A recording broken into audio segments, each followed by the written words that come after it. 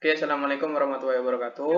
Kami dari kelompok 3 akan mempresentasikan datangnya Paus Fransiskus ke Indonesia. Baik, untuk sebelum itu mari kita perkenalkan diri dulu. Perkenalkan, nama saya Okta Fajir Surya Ramadan dari dari Prodi Sistem Informasi dengan NIM akhir 1085. Dan untuk selanjutnya teman-teman saya. Perkenalkan, nama saya Wafia Ramadan Tias dengan NIM akhir 2083. Saya dari Prodi Teknologi Informasi. Selanjutnya, Windy.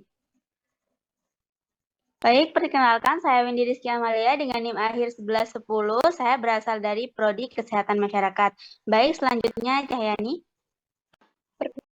Saya Bayu dengan NIM akhir 1075 dari Prodi TIP. Baik,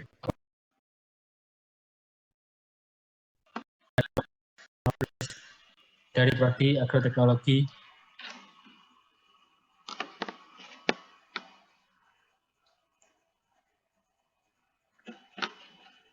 Baik, untuk yang pertama adalah latar belakang.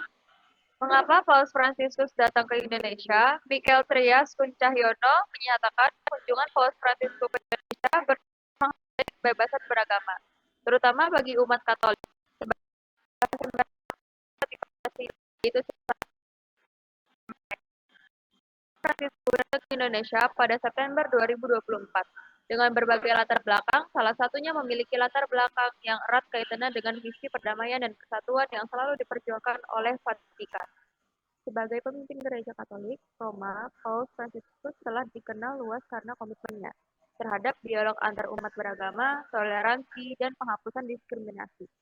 Indonesia dengan keanekaragaman agama yang tinggi dan sebagai negara dengan populasi Muslim terbesar di Indonesia, merupakan destinasi yang sangat signifikan bagi misi ini. Selanjutnya, pengaruh Pancasila. Baik, di sini saya akan menjelaskan tentang pengaruh Pancasila terhadap penerimaan kedatangan Paus Fransiskus. Nah, yang pertama adalah pengaruh Pancasila sila 1. Dapat dilihat dari sila pertama, yaitu ketuhanan yang Maha Esa yang menekankan tentang kebebasan beragama, kebebasan untuk menentukan agamanya masing-masing, dan saling menghormati antar agama. Nah, setelah pengaruh sila pertama, sila ketuhanan yang Maha Esa, kemudian pengaruh selanjutnya adalah sila kedua, yaitu kemanusiaan yang adil dan beradab. Tentu kita tahu setelah memiliki hubungan yang baik dengan ketuhanan, tentu kita memiliki hubungan yang baik pula antar sesama manusia. Jika kita sudah menghormati agama yang berbeda, tentu kita juga menghormati penganutnya. Di saat kita telah menghormati penganutnya, tentu hubungan antar manusia yang baik akan tercipta, seperti yang terjadi pada peristiwa antara imam besar Islam dan paus tersebut, yang saling menghormati serta diikuti oleh masyarakat. Tentunya di situ sudah membuktikan hubungan antar manusia yang baik sesuai dengan nilai Pancasila kedua, kemanusiaan yang adil dan beradab. Hubungan kemanusiaan yang adil antara agama satu dengan agama lainnya. Nah, setelah itu, pengaruh sila ketiga yaitu persatuan Indonesia.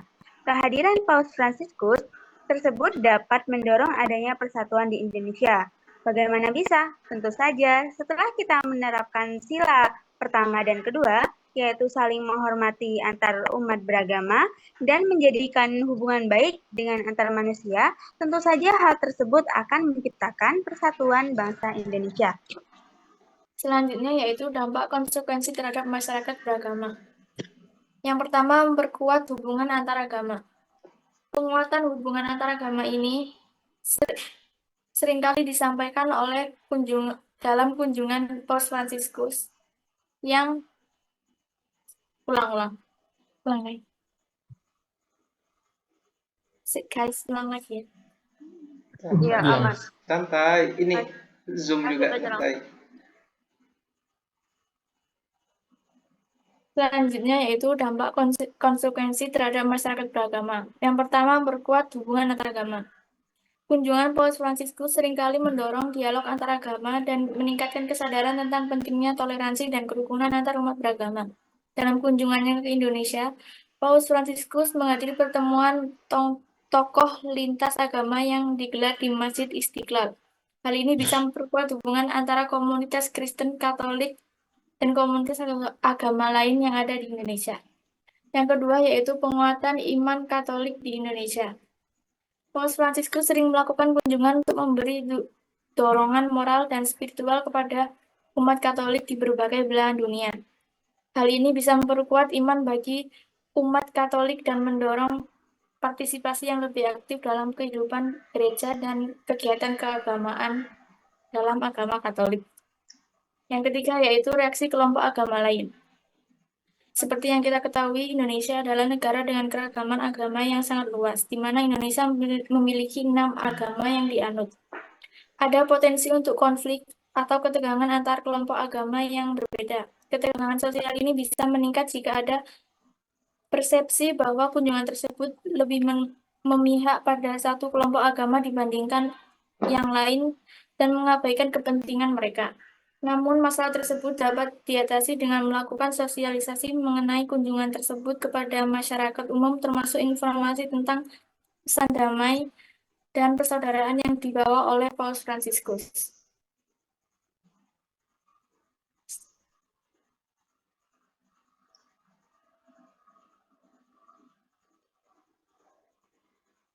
Selanjutnya, dampak politik kedatangan Paus Fransiskus di Indonesia. Penguatan hubungan diplomatik kunjungan Paus dapat memperkuat hubungan diplomatik antara Indonesia dan Vatikan. Hal ini bisa meningkatkan kerjasama di berbagai bidang, termasuk sosial dan pendidikan, serta pengaruh pada kebijakan sosial dan agama. Kunjungan ini dapat mempengaruhi kebijakan sosial dan agama. Kunjungan ini dapat mempengaruhi khususnya terkait dengan isu-isu hak asasi manusia, toleransi, dan kerukunan antarumat agama. Secara historis, hubungan diplomatik Indonesia-Vatikan sudah berjalin cukup lama. Apalagi Paus Fransiskus memiliki 2 peran penting, yakni sebagai Presiden Negara Vatikan dan pimpinan Gereja Katolik dunia. Oleh karena itu, kedatangannya membawa dimensi kenegaraan dan keagamaan sekaligus.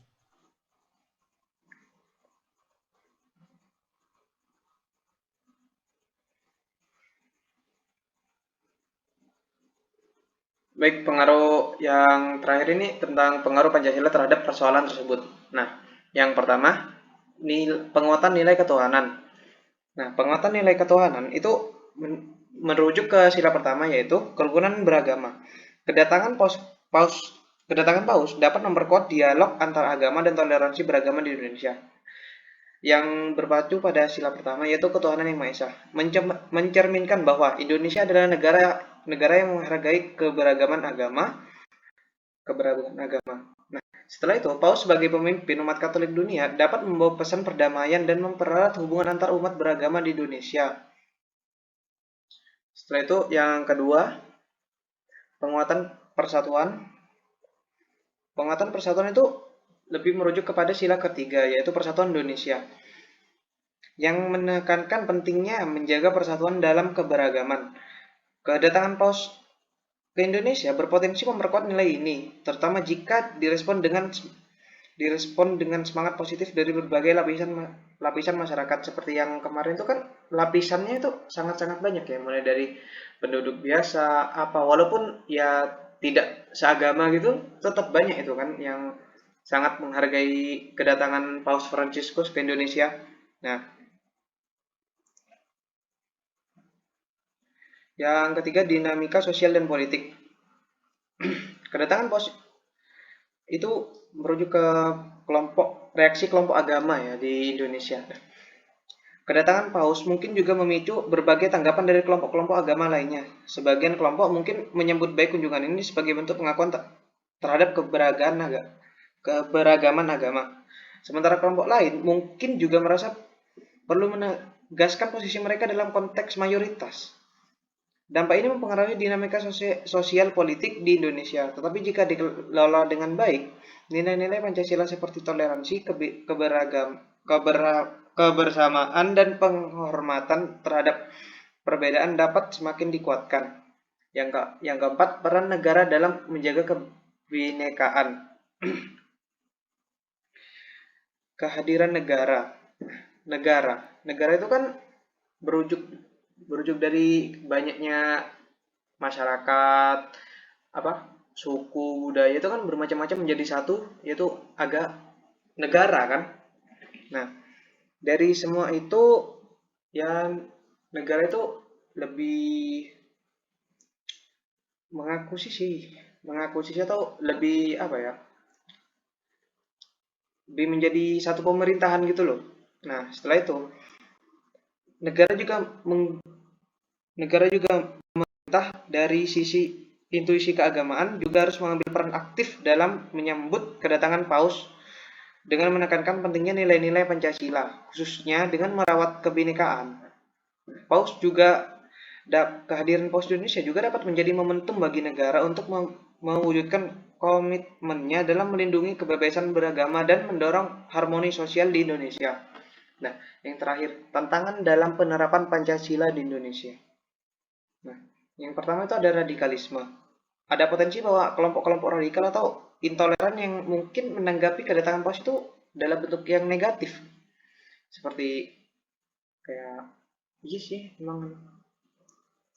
Oke, setelah itu teks yang negatif. Nah, dan yang kedua itu disinformasi. Kedatangan tokoh besar seperti Paus mungkin digunakan oleh pihak-pihak tertentu untuk menyebarkan disinformasi atau narasi negatif yang dapat merusak kerukunan. Oleh karena itu penting bagi pemerintah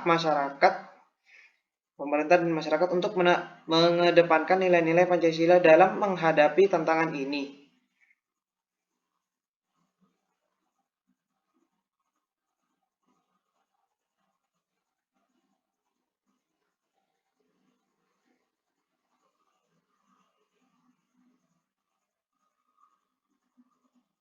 Baik, teman-teman, mungkin ada yang ditanyakan?